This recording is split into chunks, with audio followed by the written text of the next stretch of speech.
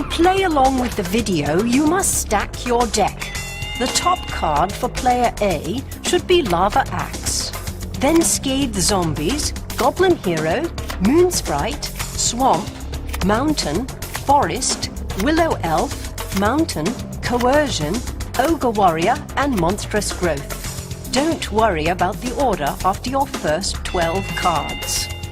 The top card for player B should be Breath of Life, then Windrake, Wild Griffin, Knight Errant, Island, Plains, Eager Cadet, Angelic Blessing, Plains and Giant Octopus. Again, don't worry about the rest of the deck. Got it? Good. Hello, and welcome to the R&D Center for Magic: The Gathering. Magic is the ultimate battle of wits. There's no board, there's no monitor, no TV screen, no joystick, no special effects. No, it's just you and your friend locked in an intense battle of strategy and wisdom. Object of the game? Total annihilation of your opponent. Oh, it sounds simple enough, but magic requires planning, tactics, and savagery. But don't pay any attention to these people. They're just working on an awesome new creature for our game. Today, we're going to take you through the basics of magic. Now, in your starter set, you'll find 2 decks, play mats, the rule book, and most importantly, the play guide. Now, you're going to want to read along with the play guide so you can learn the game. You're not that big on reading, huh? Well, you'll learn the game a lot faster if you read the play guide. Still not interested, huh? Okay, well, you see those 2 guys over there? Well, they're both new to the game, too. See if you can spot the one that did not think it was necessary to use the play guide. Spotted him, didn't you? So, using the play guide, let's go through the basics. These 2 are finished. Bring in the next players. What'd you get us into, man? I don't even know how to play this game. Hey, relax, man. They said it'd be fun. To begin, can everybody hear me? Can you hear me, players? Good. This is your playmat. The wizard illustration represents you in the game. This is your life total. Both of you start with 20. First one to 0 is toast. This is where you put your deck. And this is your discard pile or graveyard. Also, notice some basic rules listed here. Each of you has a deck or library of 40 cards. These are divided into 3 types. Creature cards are your soldiers. Use them to attack your opponent. And when attacked, use them to block. In order to put a creature into play, you must pay for it with land cards. The cost of the creature can be found in the upper right corner. Once a creature is put into play, it stays there until it's destroyed. Land cards like mountain, forest, swamp, plains, or island give you energy. Use them to bring creatures and sorcery into play. The more land you have, the bigger the creature you can play, and the more powerful the spells you can cast. Last are sorcery cards, used to cast spells that help you or hurt your opponent. My personal favorite, by the way, is Hand of Death. Love Hand of Death. But you know, Monstrous Growth is pretty good, too. So far, so good? Yeah, no problem. 3 types of cards. Land is your energy, creatures are your soldiers, and sorceries are the unexpected. Very good. Now, normally you shuffle the cards before a match, but for this one game, we've, how would you say, sort of stacked the deck. So please, do not shuffle your cards. There are 5 colors of magic. Which one of you has the deck with black, red, and green cards? All right, you'll be player A, and that means that the other player must have the white and blue cards, making him player...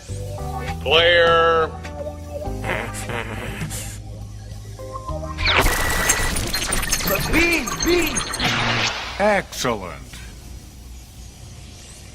Now, player A, don't shuffle the deck, but draw the first 7 cards.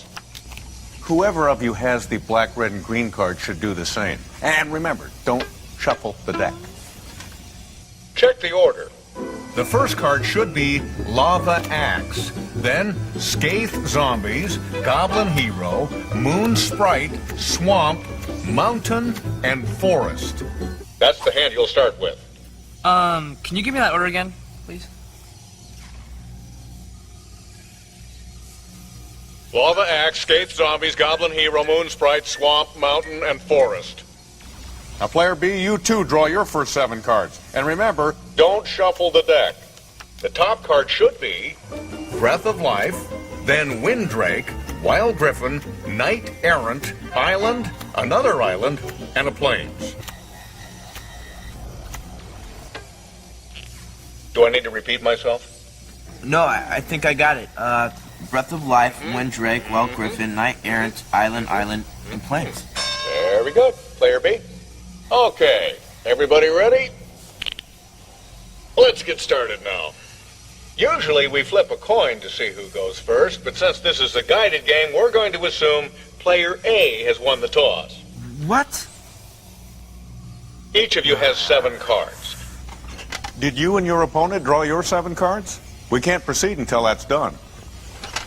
Now, Player A, since you've won the toss, draw a card from your deck and place it in your hand. You now have 8. You draw a card at the beginning of each turn. Take the card that says Forest from your hand and place it below the playmat in the area marked Lands. Good. Now, take the Willow Elf and place it on the table above your playmat in the area marked Creatures. Excellent. Look at your Willow Elf card.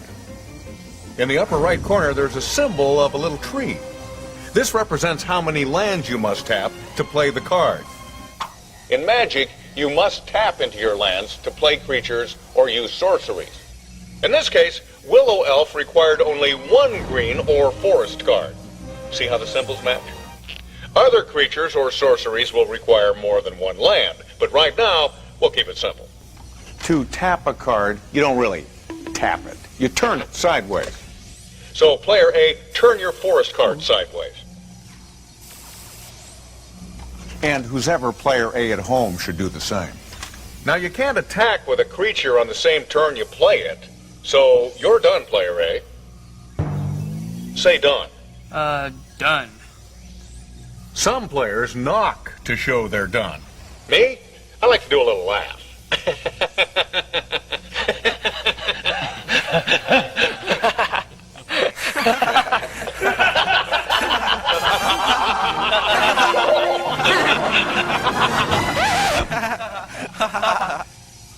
Player B, draw a card from the top of your deck.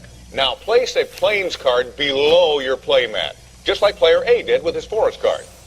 You can only play 1 land card per turn, so just hold on to your other islands and plains. Also, if you look at your other cards, you'll notice your single plains isn't enough to pay for any of your creatures.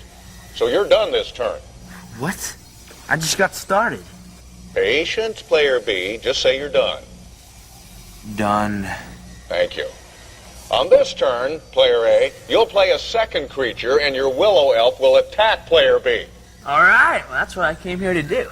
Now first, untap your forest card. Now, draw a card. Put the mountain beside your forest. You now have 2 lands to draw energy from. Play the Moon Sprite next to your Willow Elf. Notice it has a cost of 1 plus green. That means you must tap or turn 2 land cards. A forest for the green, see the matching symbols, and a second land of any type, in this case your mountain. You'll also notice the text box on Moon Sprite says flying. I'll explain that in a minute. And now my favorite part. Tap your Willow Elf to show it's attacking. All right. The Moon Sprite can't attack this turn because you just played it. I knew that. Look at the 2 numbers in the lower right corner of your elf card. The first number, 1, is power. That's how much damage your Willow Elf deals out to others. The second number, also a 1, is toughness. That's how much damage it takes to be destroyed. Now, Player B has no creature available to block your attack, so your Willow Elf has inflicted 1 damage. Just like that. And poor player B must move his life marker from 20 to 19. Say done. I'm done. On this turn, player B, you'll play your first creature, a knight errant. So, draw a card. Play an island next to your plains. Good. Now, place the knight above your playmat like player A did with his creatures. And tap both your lands. Remember, you're paying for the knight errant by tapping your 2 land cards. The plains for the white, and a second land card of any type for the 1. Mr. Knight can't attack this round, so you're done. I said you're done. Player B. Done! Yeah, well done if you don't pay attention. All right, player A, on this turn you'll play a 3rd card. Then your moon sprite will attack. Let's see what that looks like. First, untap your forest, mountain, and willow elf. Next, draw a card. Play the swamp. Now you have 3 lands to draw energy from. We're going to tap those lands to pay for coercion. And why must we tap those lands, player A? Because a swamp pays the black, the mountain and the forest pays the 2. Very good. Coercion is a sorcery, not a creature. So you place it in the middle of the table, and then tap the 3 necessary lands to pay for the spell. Read what it says. It says, look at target player's hand and then choose a card from it. That player discards that card. A little nervous, are we, player B? Let's see what you got. I would choose his wild griffin if I were you, player A. And wild griffin goes face up in the graveyard. With your sorcery completed, coercion also goes face up in your graveyard, but you're still not done. Player A, you now have the option of attacking or not. And if you do attack, you have the option of what creatures to send into battle. In this case, I would recommend not attacking with both your creatures. Remember, the numbers in the lower right corner of every creature represent power and toughness. The first number is power, the amount of damage your card can inflict on your opponent. The second number is toughness, Or what it takes to be destroyed. well, look at player A. Very good. If the knight and elf were to battle, the knight would deal 2 damage to the elf, but the elf would deal only 1 damage to the knight. Since the knight has a toughness of 2, that wouldn't be enough to destroy him. But the elf's toughness is 1, and the knight's power is 2. So the knight would deal more than enough damage to destroy the elf. Now, since you brilliantly decided not to have your elf join the battle, look at your moon sprite card. Remember that thing I mentioned about flying? An attacking creature with flying can't be blocked except by another flying creature. Can, your knight fly, player B? Well, can it? No. Oh, that's too bad. The moon sprite gets through to deal 1 damage. And player B's life total drops to 18. I am terribly sorry about this. Yeah. Player A, you're done. Okay, player B, untap your lands. Draw a card. This turn, you'll attack with your knight, and use a little sorcery of your own. Play your plains card. Remember, try and get your lands into play since they bring you energy. Now you're going to play the sorcery called Angelic Blessing. Tap 1 plains and 2 other lands to pay the 2+ white for Angelic Blessing. And now, read the text box there, player B. Target creature gets +3/+3 and gains fly until end of turn. So does that mean my knight goes from 2/2 to 5/5? And can fly. Time to attack, player B. I got you, sucker. Remember, the sorcery is only good this turn and then wears off. So tap your knight to show it's attacking. And put the sorcery card face up on your discard pile. Oh, this is going to be good. His willow elf can't block because it doesn't fly. And his moon sprite can't because it's tapped from the last turn. Player A is totally defenseless against your attack and suffers an incredible 5 damage. Say done, Player B. Done. Unbelievable. Quit whining, Player A. Untap your lands and draw a card. Let me guess. Ogre Warrior?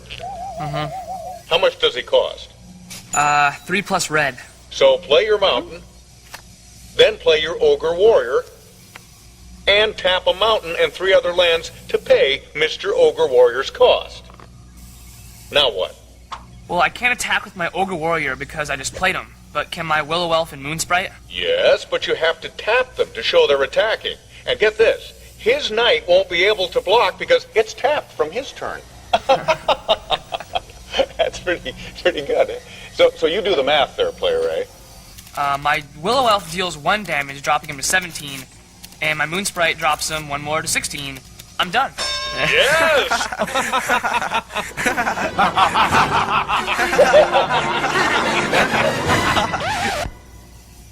Okay, Player B. Untap your lands and knight. Draw a card. Now play your second island. Next, play your eager cadet. Quick, where does it go? Next to the knight. Right. And tap a plains to pay the white cost. And you should also play your wind drake. Tap an island and your other 2 lands to pay the 2 plus blue cost. Now you're thinking, why don't I send my knight over there and take care of that little puny elf? But here's why I'm not recommending that strategy. When your creatures attack, they attack your opponent, not his creatures. He calls the shots. He decides whom he'll send into battle. If you attacked, the ogre would fight your knight, not the elf.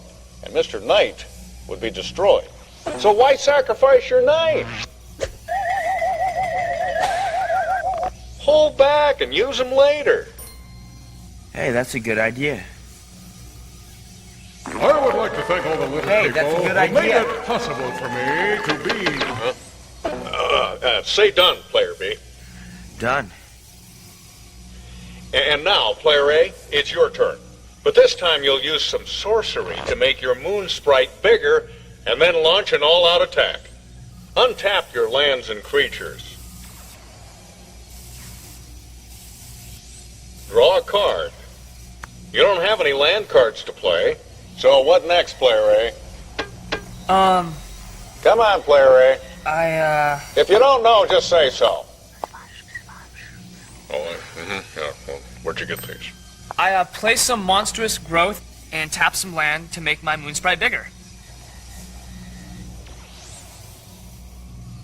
Well, that's right. That's brilliant. How'd you do that?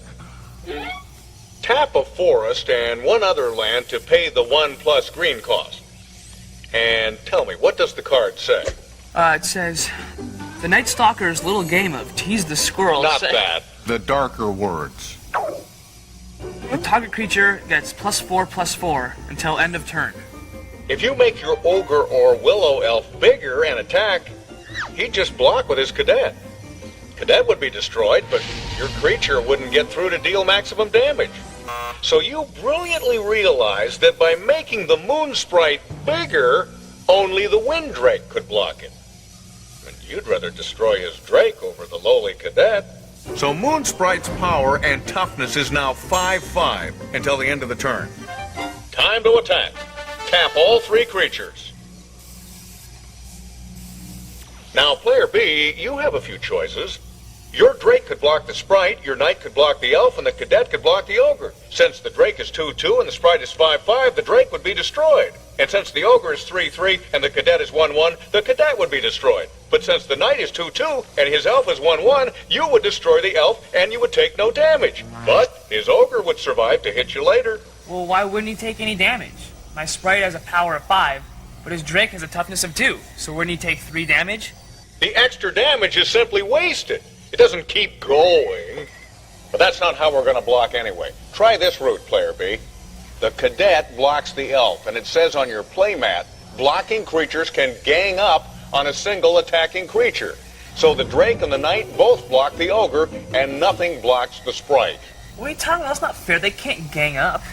Hey, who's the master here? Read your playmat, little man. It says, and I quote, blocking creatures can gang up on attacking creatures. But the Drake has flying. You can't fight my Ogre. Of course the Drake can dive down and pounce your Ogre. You're right, Player A. It's not fair. It's war! Let's look at the damage. The Elf and Cadet destroy each other because they're the same size. The Drake and the Knight, by ganging up, each deal 2 damage for a total of 4. The Ogre has a 3 toughness, so he's destroyed. But his 3 damage is more than enough to destroy the Drake with 2. It's not enough to destroy the Knight, who survives. Finally, his Moon Sprite, with the help of sorcery, gets through to deal you 5 damage. Your life drops to 11. That's the bad news, Player B. The good news is, you destroyed his Ogre. So it's better to take the damage and destroy the Ogre rather than get attacked later. Correct. You know something, Player B? I think the Intelligizer is beginning to have a positive effect on your strategic thinking.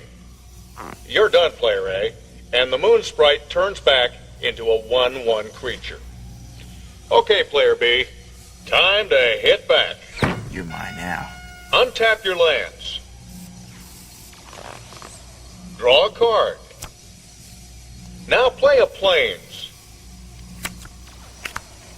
Then play the Giant Octopus. Now tap an island and 3 other lands to pay for the Giant Octopus. Here's a tip. Starting next turn, attack with Octopus. Keep attacking every turn until he gets a creature big enough to block, okay?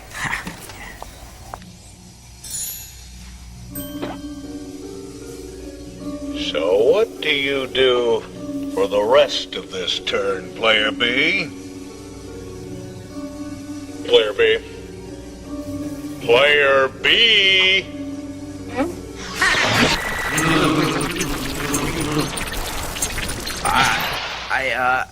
I tapped the Knight. Hey, can you do that again?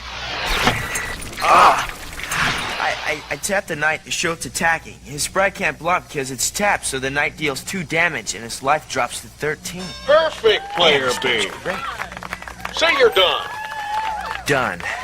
I think you two have it figured out. We'll just leave you alone now to continue playing out the game. And thank you very much for helping us today.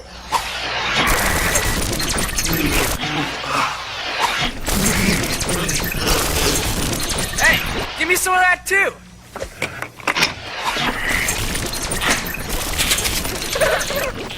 Well, I hope you enjoyed our little demonstration. In time, you'll have mastered the game and be ready to add or subtract cards to create a deck that suits your particular strategy. And since we're always inventing new cards, the game is always changing. With themed decks and booster packs, you never know what new awesome power you'll discover. And some of these cards are becoming quite collectible.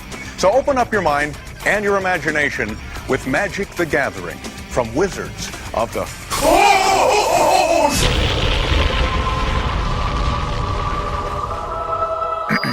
Is this thing on? Step up your game with Magic Starter Theme Decks. Theme decks and booster packs allow you to construct your own personal deck, so you can crush opponents like tin cans in an alley. Maybe get good enough to do your own video, like me. Or maybe even get good enough to play in the big leagues. It's been an exceptional year for American players. Unlike previous years, they've taken home the top prize in every major pro tournament. The Windy City, Chicago, welcomed the first Pro Tour featuring the extended constructed format. Newcomer Randy Buehler made a splash debut, defeating veteran competitor Oh my God. David Mills. A transatlantic hop to Mainz, Germany was the tour's next stop, where Pro Tour regular Matt Place defeated Stephen O'Mahony Schwartz in a Tempest-only Rochester draft. Los Angeles was a chance for another veteran player to take home a victory as king of the qualifiers David Price defeated Ben Rubin in a Tempest-only constructed format. Then the road led to New York City, where yet another Pro Tour staple, John Finkel, proved his mastery of Tempest Stronghold Booster Draft by defeating Dominic Krapischitz. Players participate in the World Championships both as individuals and as national teams representing their home countries. In this year's team competition, the Americans came out on top, defeating last year's champions, the Canadians, and ultimately overthrowing the French 4-0.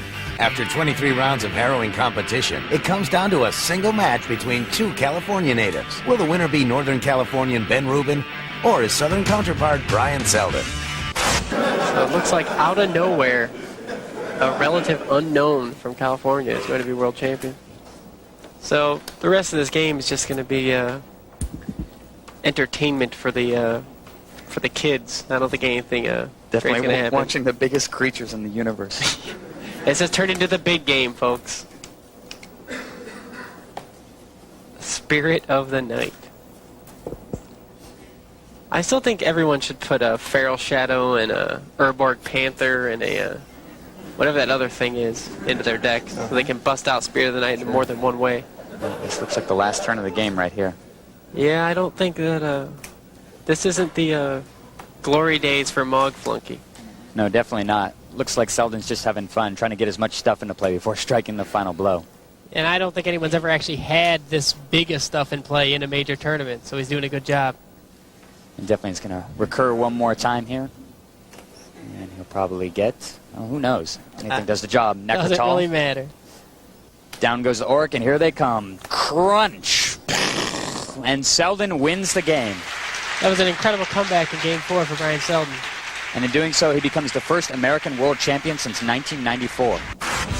The new Pro Tour season is quickly approaching. Look for these tournaments to produce more champions of Magic.